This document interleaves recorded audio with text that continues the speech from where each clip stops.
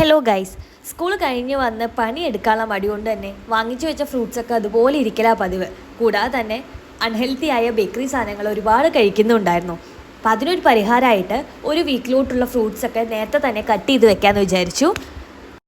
നമ്മുടെ വീട്ടിലുള്ളതും അതുപോലെ തന്നെ നമുക്ക് ഇഷ്ടമുള്ളതുമായ ഫ്രൂട്ട്സൊക്കെ നേരത്തെ തന്നെ നമുക്ക് ഒരാഴ്ചത്തേക്ക് വേണ്ടത് നേരത്തെ തന്നെ കട്ട് ചെയ്ത് സിപ്ലോക്കിലോ അതല്ലെങ്കിൽ കണ്ടെയ്നേഴ്സിലൊക്കെ ആക്കിയിട്ട് ഫ്രിഡ്ജിൽ സ്റ്റോർ ചെയ്യുകയാണെങ്കിൽ നമ്മളിപ്പോൾ ഈവനിങ് ജോലി കഴിഞ്ഞിട്ടോ സ്കൂളിൽ നിന്നോ കോളേജിൽ നിന്നൊക്കെ വന്നു കഴിഞ്ഞാൽ ആ ഒരു വിശപ്പ് നമുക്ക് നമ്മുടെ മടി കാരണം നമ്മൾ കുറേ ബേക്കറി സാധനങ്ങളൊക്കെ തിന്ന് തീർക്കുന്നുണ്ടാവും. അപ്പോൾ അതൊക്കെ ഒന്ന് മാറ്റി ഹെൽത്തി ആവാൻ നമ്മളെ ഹെൽപ്പ് ചെയ്യും.